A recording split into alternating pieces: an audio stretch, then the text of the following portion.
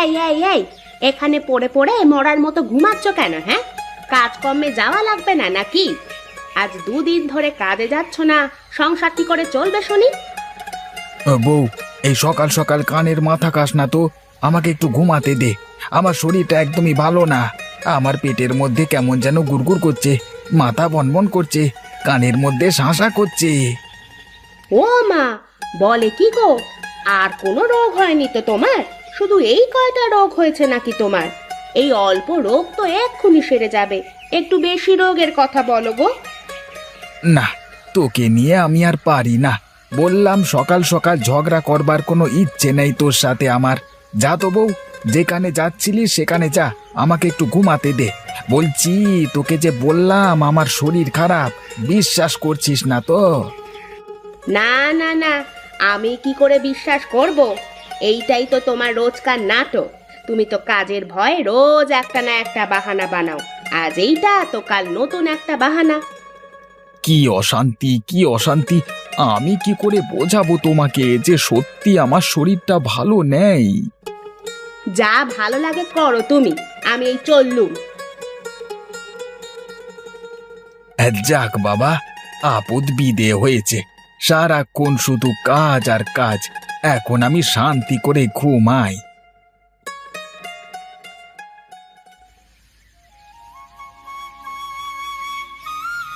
আরে মা, কেমন আছো মা? আজ কতদিন পরে আসলে আমাদের বাড়িতে। এসো এসো, ঘরের মধ্যে এসো। ভালো আছি রে মা, তোকে খুব দেখতে ইচ্ছে করছিল, তাই চলে আসলাম। আর এইদিকে একটু কাজও আছে, তাই ভাবলাম একেবারে সব কাজ সেরে যাই। ভালো করেছো মা, এসো এসো, ভিতরে এসো।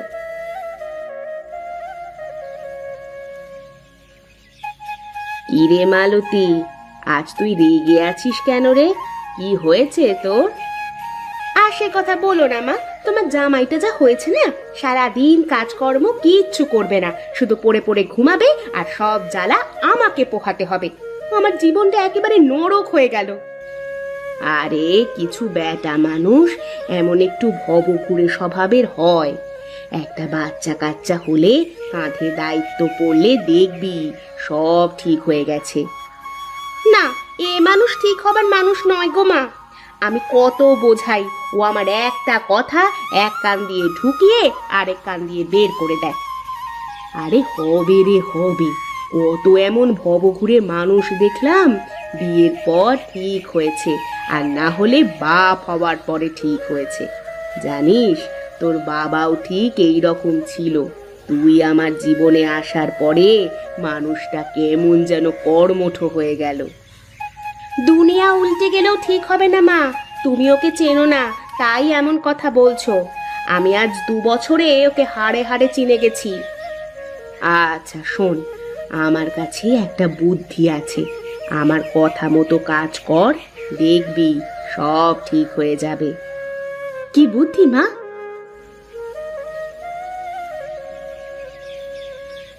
আমার কথা মতো কাজ করে দেখ মা, সব ঠিক হয়ে যাবে। ঠিক হলে তো বড়ই ভালো, আর না হলে আমাকে সারা জীবন এভাবে পরের বাড়ি কাজ করে সংসার চালাতে হবে। আচ্ছা মা, তুমি বসো, আমি তোমার জন্য জলখাবারের ব্যবস্থা করছি। না রে মা, এখন ক্ষুধা নেই, খেতে ইচ্ছে করছে না। আমি পাশের গ্রামে তোর কাকার বাড়িতে যাচ্ছি, ওখান থেকে ফেরার পথে তোর বাড়িতে 2 দিন থেকে যাব। কেন মা, ওখানে কি? একটু দরকারি কাজ আছে, আমি ফিরে এসে তোকে সব বলবো। আচ্ছা মা, এসো তাহলে, সাবধানে যেও কিন্তু। দেখি মা যা বলে গেল সেই মোতাবেক কাজ করে কি হয়।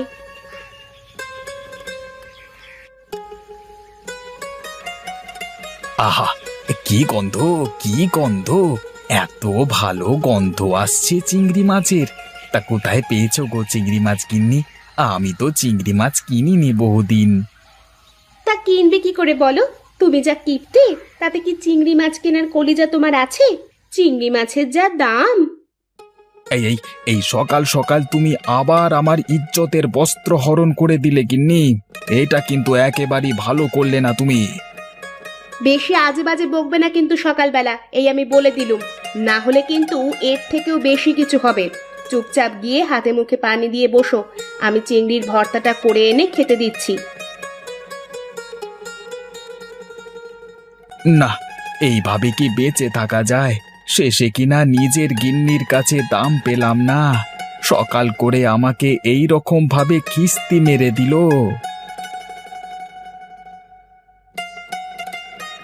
এই নাও গো, খেয়ে নাও। সারা রাত কত কষ্ট করে ঘুমিয়েছো, আবার সকালবেলা কত কষ্ট করে ঘুম থেকে উঠে হাত মুখ ধুয়ে নাও, এই কয়টা খেয়ে দিয়ে আবার ঘুমাতে যাও। না, কেসটা কি? ভাবটা তো খুব একটা সুবিধের ঠেকছে না। ডাল মে জরুর কুছ কালা হ্যায়। দেখতে হচ্ছে তো ব্যাপারটা। বউয়ের মুখ দিয়ে মধু ঝরবার কারণ কি? কি মতলব এঁটেছে বউ আমার? আচ্ছা বউ, এই চিংড়ি মাছ কোথা থেকে এসেছে সেটা তো আমাকে বললে না। কোথায় পেয়েছো চিংড়ি মাছ না বললে যে এই চিংড়ি মাছ আমার গলা দিয়ে নামবে না, আমার গলায় গিয়ে আটকে যাবে। এই শোনো না, তোমার সাথে আমি এতদিন অনেক খারাপ ব্যবহার করেছি, তুমি আমাকে মাফ করে দিও। হাজার হোক তুমি তো আমার স্বামী, তোমার সাথে এমন ব্যবহার করা আমার একদম উচিত হয়নি গো। তোমার কি হয়েছে বলো তো বউ? আজ হঠাৎ এমন করছো কেন? সকালে আমাকে নিয়ে কত কিস্তি করলে, আর এখন তোমার মুখ দিয়ে মধু ঝরছে কেন? আজ সকালে মা এসেছিল, বুঝেছো? মাকে আমি তোমার কথা বললাম যে তুমি কোনো কাজ করো না, তাই মা আমাকে বুঝিয়ে গেছেন। হয়তো আমারই কোনো ভুল হয়েছে, যার কারণে তুমি এমন করছো। যদি আমার কোনো ভুল হয়ে থাকে তাহলে আমাকে মাফ করে দিও, আমি আর কোনো দিন তোমার সাথে খারাপ ব্যবহার করব না গো। আচ্ছা, এবার বুঝলাম। তার মানে মা চিংড়ি মাছগুলো দিয়ে গেছে। তা মা কোথায়? মাকে তো দেখছি না, সে কি চলে গেছে? হ্যাঁ গো, মা পাশের গ্রামের কাকাদের বাড়িতে গেছে। কাকাদের বাড়ি থেকে ফেরার পথে মা আমাদের বাড়িতে দুদিন থেকে তারপরে যাবেন। তুমি নাও, এত চিন্তা না করে খেয়ে নাও।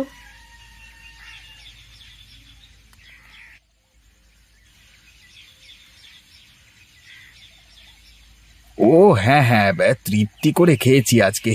একেবারে সেই খাওয়া হয়েছে। এই ভর পেটে খাওয়া দাওয়ার পর একটা ঘুম না দিলে কাজ করা মুশকিল। আমি একটু শুতে গেলাম বউ, হ্যাঁ, আমাকে ডেকে দিও। না না, আমি তোমাকে ডেকে তোমার ঘুম ভাঙাতে যাব না। তোমার যখন ইচ্ছা তখন উঠবে। আমি বাড়ির কাজে গেলাম, আমার অনেক কাজ পড়ে আছে। বাড়িতে উঠোন ঝাড়ু দেওয়া, থালা বাসন মাজা, কাপড় পরিষ্কার করা।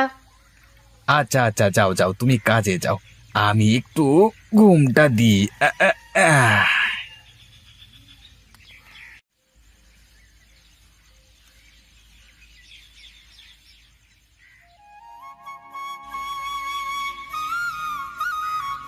বউ, ঘরে কি আছে? চারটি দাও দেখি, কটা খেয়ে দেখি।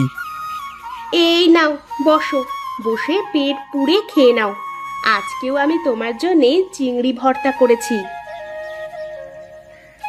কি গো বউ, কালকে সকালবেলায় চিংড়ি ভর্তা করলে, আজও আবার চিংড়ি ভর্তা করলে, তা কারণটা কি বউ? হ্যাঁ, চিংড়ি ছাড়া কি আর কিছু রান্না করতে পারছো না? এই চিংড়ি মাছ কি প্রতিবেলা খেতে ভালো লাগে? ঘরে তো তেমন কিছুই নেই, কটা চাল পড়েছিল, তাই সিদ্ধ করে রেখেছি। আজ দুদিন তোমাকে ভাত খাইয়ে আমি পানি খেয়ে শুয়ে পড়ি, কিন্তু দেখো আজ চালটাও শেষ হয়ে গেল। সব জায়গায় কাজ খুঁজেছি, কিন্তু কোথাও কাজ পেলাম না, তাই তো বাধ্য হয়ে চিংড়ি ভর্তা করেছি। এরপর থেকে সব ওয়াক্তেই এই চিংড়ি খেতে হবে।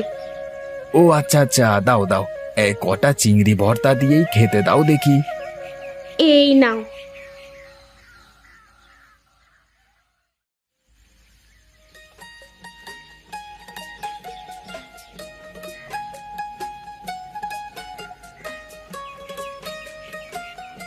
মানুষ নাকি জব্দ হয় না, আজ তোমাকে আমি চিংড়ি মাছের ভর্তা খাইয়ে জব্দ করে ছাড়বো।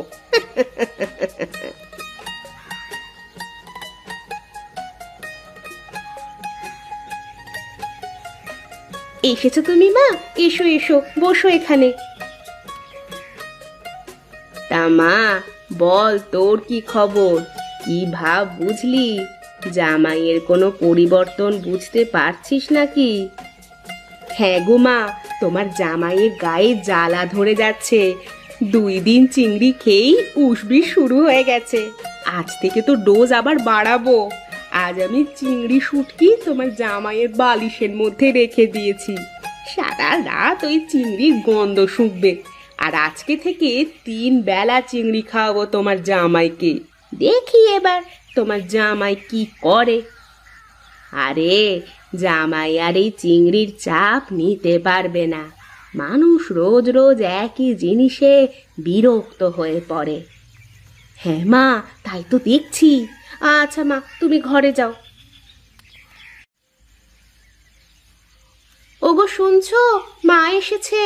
ঘরে তো তেমন কিছু নেই, আমাদের দেশি মোড়কটা কেটে রান্না করি। যাও যাও, অনেকদিন দেশি মুরগি খাই না। তুমি বেশ ভালো করে জম্পেশ করে রান্না করো তো, আজকে জমিয়ে খাবো।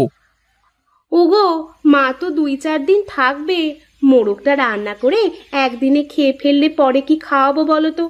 একটা কাজ করি, মুরগিটা রান্না করে রাখি। আর প্রতিদিন মাকে খাওয়ানো যাবে, আর আমরা না হয় চিংড়ি দিয়ে কাজ চালিয়ে নেব। আমি চলি গো, তুমি ওঠো, আমি খাবার দিচ্ছি তোমাকে।